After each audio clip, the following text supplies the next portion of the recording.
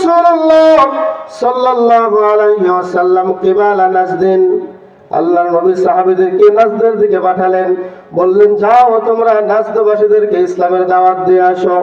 সাহাবীরা গেলেন, পথিমধ্যে একজন ব্যক্তিকে ধরে ফেললেন, সাইয়্যিদু আহলুল ইয়ামামা ইউকাল লাহু সুমামা ইবনে উসাল। আমার ভাইয়েরা, আমি বিষয়ে এখনো ঢুকি নাই, শুধু আল্লাহর নবীর একটা কাহিনী বর্ণনা করে তিনি এই উম্মতের জন্য, ওই সময়ের মানুষদের জন্য কত মহব্বতের ছিলেন, কেমন করে মানুষটাকে ভালোবাসতো, এটা আমি একটু আপনাদেরকে ধারণা দিয়ে আমি আমার বিষয়ের দিকে চলে যাব। সাইয়্যিদু আহলুল ইয়ামামা, ইয়ামামা দেশের গভর্নর সুমামা বিন উসালকে সাহাবীরা ধরলো, ফারাবাতুহু বিসারিয়াতিন মিন সাওয়ারিল মসজিদে, মসজিদে নববীর খুঁটির সাথে সুমামাকে সাহাবীরা বেঁধে ফেলল। মসজিদে নববীর সাথে এসে বাঁধলো। লোকটাকে পরিচয় আমি দিয়ে ফেলছি, ইয়ামামা দেশের গভর্নর। ইয়ামামা দেশের কি গভর্নর, অত্যন্ত পাওয়ারফুল একজন ব্যক্তি। তাকে সাহাবীরা ধরে এনে মসজিদে নববীর খুঁটির সাথে বেঁধে ফেললো। আল্লাহর নবীকে গিয়ে বলল, আল্লাহর নবী ফাজাআ ইলাইহি রাসূলুল্লাহ সাল্লাল্লাহু আলাইহি ওয়াসাল্লাম ফজরের সালাত আদায় করলেন। বিশ্বনবী সালাত আদায় করে সুমামা বিন উসালের কাছে গেলেন, গিয়ে বললেন, হে সুমামা, মাযা ইনদাকা ইয়া সুমামা, সুমামা রে, তোমার মতামত কি আমি একটু জানতে চাই, তুমি কি ইসলাম কবুল করবে নাকি করবে না? এবার সুমামা বলছে, ইয়া মুহাম্মদ ইনদি খায়র, ইন তাকতুল যাদাম, ওয়া ইন তুনঈম তুনআম আলা শাকির, ওয়া ইন কুনতা তুরিদুল মাল ফাসালতু মিনহু মা শিতা। হে মুহাম্মদ সাল্লাল্লাহু আলাইহি ওয়াসাল্লাম, আমি সুমামা বলছি, আমার মতামত অত্যন্ত ভালো, আর আমার কাছে খুব ভালো জিনিসই আছে।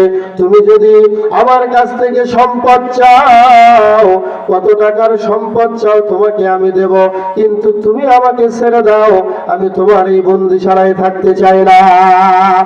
আর মনে রেখো, ওয়াইন তাকতুল যাদাম, মুহাম্মদ রে, তুমি যদি আমাকে হত্যা করো, তাহলে মনে রেখো ইয়ামামা দেশের আমার প্রজারা তোমাকে ছাড়বে না, ইয়ামামা দেশের প্রজারাও তোমাকে হত্যা করতে আসবে।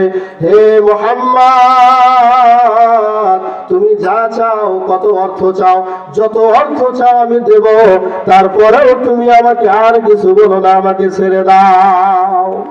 শেষে আর একটা কথা বললাম, হে মুহাম্মদ, ওয়াইন তুনঈম আলা শাকির, যদি তুমি আমাকে দয়া দেখাও, তাহলে দয়ার শুকরিয়া আদায় করা হবে। এই কথা বলবার পরে বিশ্বনবী প্রথম দিন তাকে কিছুই বললেন না। সাহাবীদেরকে বললেন, ওকে আদর করো, ওকে খাওয়া দাওয়া করাও, ওর সব কিছু তোমরা বন্দোবস্ত করো। প্রথম দিন তাকে কিছুই বললেন না। দ্বিতীয় দিন আবার সালাত শেষ হলো, সালাত শেষ করে আবার গেলেন, সুমামা আজকে কি বলো একটু জানতে চাই। সুমামা একই কথা বললেন, তুমি যা মনে করো, আমার কাছে ভালো জিনিস আছে। তুমি আমাকে হত্যা করলে, মনে করো তোমার খুনিকে তুমি হত্যা করলে, তুমি যদি আমাকে ছেড়ে দাও, তাহলে মনে করো তোমার এই নিয়ামত, তুমি যে দয়া দেখালে, এই দয়ার শুকরিয়া আদায় করা হবে। আর যদি তুমি সম্পদের মাধ্যমে আমাকে মুক্তি দিতে চাও, তাহলে কত সম্পদ লাগবে বলো, সম্পদ আমি আমাদেরকে তোমার হাতে দিয়ে মুক্তি হয়ে যাব। বিশ্বনবী দ্বিতীয় দিনে কিছু বললেন না, তাকে দ্বিতীয় দিনের জন্য আর কোনো প্রশ্ন করলেন না। আহারে দয়ার নবী, মায়ের নবী, শত্রুকে কাছে পেয়েও তিনি আঘাত করেন নাই, শত্রুকে হাতের নাগালে পেয়েও তিনি আঘাত করেন নাই। কিন্তু দুঃখজনক হলেও সত্য, আমরা একটুতে একটু 19-20 না হতেই আমরা একজন আরেকজনের উপরে অত্যাচারের স্টিম রোলার চালাইতে চাই। বলেন ঠিক না ঠিক?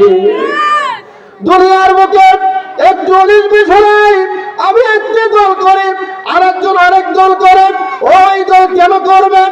এই জন্য মারামারি আছে নাকি নাই?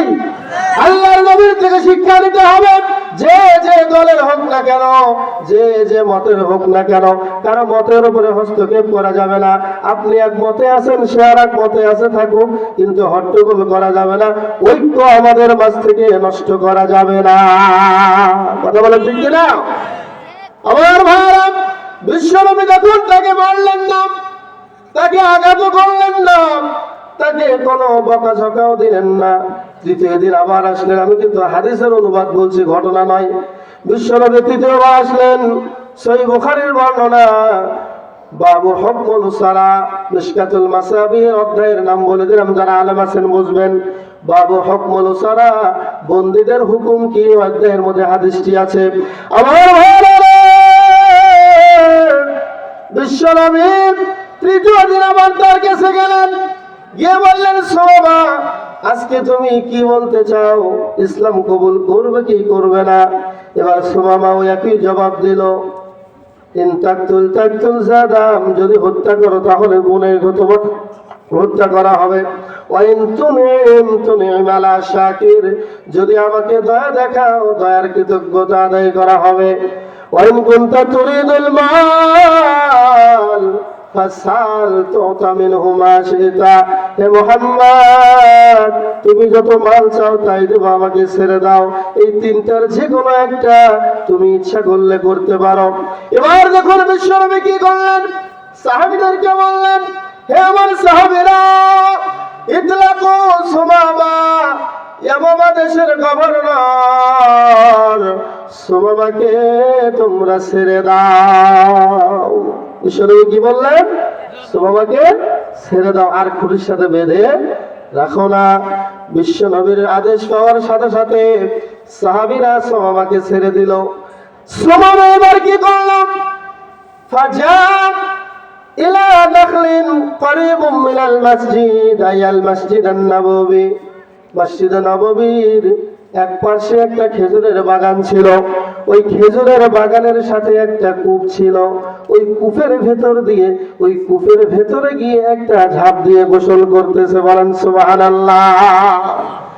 গোসল সেরে এবার আল্লাহর নবীর কাছে আসলাম, এসে বললাম, ইয়া রাসূলুল্লাহ, ইয়া হাবিবাল্লাহ, আপনি আমাকে কালেমা পড়ে দিন, আশহাদু আল্লা ইলাহা ইল্লাল্লাহু ওয়া আশহাদু আন্না মুহাম্মাদান আবদুহু ওয়া রাসূলুহু। জোরে শুনে বলেন মারহাবা। কালেমা পড়ে মুসলমান হয়ে গেলাম। বিশ্ব নবীকে এবার লক্ষ্য করে তিনটি কথা বললাম, ইয়া মুহাম্মদ, মা কানা আলা ওয়াজহিল আরদি ওয়াজহুন আবগাযা ইলাইয়া মিন ওয়াজহিকা ফাসবাহা ওয়াজহুকা আহাব্বাল ওয়াজহি কুল্লিহা ইলাইয়া। রে মুহাম্মদ, আমার কাছে দুনিয়ার মধ্যে সবচাইতে নিকৃষ্ট চেহারা, যার চেহারা দেখলে আমার বেশি রাগ উঠতো, ওই চেহারাটাই ছিল তুমি মুহাম্মাদের চেহারা। ফাসবাহা ওয়াজহুকা আহাব্বাল ওয়াজহি কুল্লিহা ইলাইয়া। হে মুহাম্মদ, আজ থেকে নিয়ে সারা পৃথিবীর মধ্যে তোমার চেহারাটাই আমার কাছে বেশি প্রিয় মনে হচ্ছে। রাসূল আমার ভালোবাসা, ওই যে গজলটা বললাম, রাসূল আমার ভালোবাসা, রাসূল আমার প্রেম বিরহের মূল আলোচনা, রাসূল আমার কাজে কর্মের অনুপ্রেরণা। বলেন ঠিক না ঠিক? এবার এই সাহাবী, এখন তো সাহাবী হয়ে গেলাম, আগে ছিল আল্লাহ নবীর দুশমন। বিশ্ব নবীকে বলল, সবার চেহারার চেয়ে আজকে তোমার চেহারা আমার কাছে ভালো মনে হচ্ছে। এতদিন শুনতাম তুমি নাকি একঘেয়েমি, তুমি শুধু আমাদেরকে বদদুয়া দাও, কিন্তু তোমার মানবতা দেখে আমি ইসলাম কবুল করে আর থাকতে পারলাম না। সুবহানাল্লাহ। দ্বিতীয় কথা বললেন, মা কানা আলা ওয়াজহিল আরদি দীনুন আবগাযা ইলাইয়া মিন দীনিকা। হে মুহাম্মদ, আপনার এই ধর্ম ইসলাম, আমি তো একজন ইহুদি, আমার ইহুদি ধর্মের চেয়ে আপনার ধর্মটা আমার কাছে বেশি ঘৃণার ছিল। আপনার ধর্মের কথা শুনলে আমার রাগ উঠতো। ফাসবাহা দীনুকা হাব্বাদ দীনি কুল্লিহা ইলাইয়া। আজ থেকে নিয়ে আপনার ধর্ম, এই ইসলাম ধর্মটাই আমার কাছে বেশি প্রিয় হয়ে গেল। সুবহানাল্লাহ। তিন নম্বরে বললেন, মা কানা আলা ওয়াজহিল আরদি বিলাদুন আবগাযা ইলাইয়া মিন বিলাদিকা।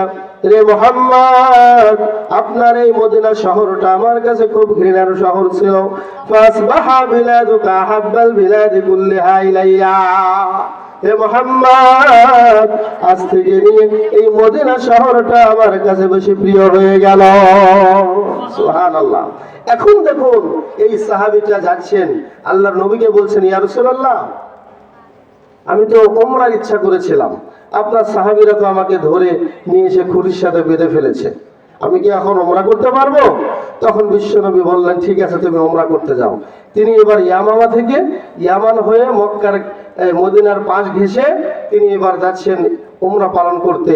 তো ওই সময়ে ইয়ামামা দেশের যে মূর্তি পূজারীরা আছে, খ্রিস্টানরা আছে, ইহুদিরা আছে, তারা বলতেছে, আজ সবাউতা ইয়া সুমামা, হে সুমামা, তুমি কি আর আমাদের সাথে মূর্তি পূজা করবে না? এই কথা বলার সাথে সাথেই সে রাগ হয়ে গিয়েছে, বলছে, লা, খবরদার, যেই কথা তোমরা বলেছ আর কোনোদিন এমন কথা বলবে না। তোমরা শুনে নাও, তোমরা শুনে যাও, ইয়ামামা দেশের সবাইকে গিয়ে বলবে, আসলামতু মা রাসূলিল্লাহি সাল্লাল্লাহু আলাইহি ওয়াসাল্লাম, আমি আল্লাহর নবীর হাতে হাত দিয়ে ইসলাম কবুল করেছি। সুবহানাল্লাহ। আর যদি কোনোদিন বলো আমি অমূর্তি পূজারী হয়ে গিয়েছি, তাহলে শুনে রেখো, ইয়ামামা দেশের একটা গভর্নর হয়ে বলছি, তোমাদেরকে ইয়ামামা দেশের একটা গমের দানাও খেতে দেব না। সুবহানাল্লাহ। সম্মানিত উপস্থিতি, তাহলে সেই নবীর উম্মত আমরা, সেই নবীর কি আমরা উম্মত, আর সেই নবীর উম্মত হয়ে আমরা সেই নবীর মহব্বত জানতে পারি নাই, নবীকে মহব্বত করতেও পারি নাই। নবীর মহব্বতের একটা আলামত হচ্ছে কি জানেন? মুখে দাড়ি রাখা। কি রাখা? মুখে দাড়ি রাখা। এটা কার কার আলামত? কাকে ভালোবাসার আলামত বলেন তো সবাই? নবীকে ভালোবাসা। দাড়ি কাটা, দাড়ি চাচা সবই যে হারাম, দাড়ি কাটা, দাড়ি চাচা সবই যে হারাম, কাটাও হারাম, চাচাও হারাম। এই ফতোয়া কে দিয়েছেন? মুহাম্মদ রাসূলুল্লাহ সাল্লাল্লাহু আলাইহি ওয়াসাল্লাম। শুধু খাওয়া, ঘুষ খাওয়া, হিরোইন খাওয়া, ফেন্সিডিল খাওয়া বিলকুল হারাম, দাড়ি কাটা, দাড়ি চাচা সবই যে হারাম, শুধু খাওয়া, ঘুষ খাওয়া এহো যে হারাম, শুধু খেয়ে ঘুষ খেয়ে জীবন করলি মাটি, কবরেতে গিয়া তুই কি জবাব দিবি? ঠিক না বেঠে? এখনো সময় আছে, তওবা করে আসো ফিরে, এখনো সময় আছে, তওবা করে আসো ফিরে। সময় আছে নাকি নাই?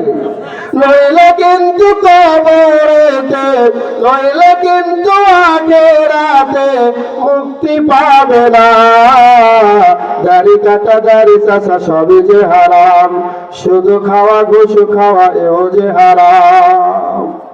নবীর মহব্বত, নবীর ভালোবাসায় নবীর সুন্নাত গুলো আমাদের পালন করার দরকার আছে নাকি নাই?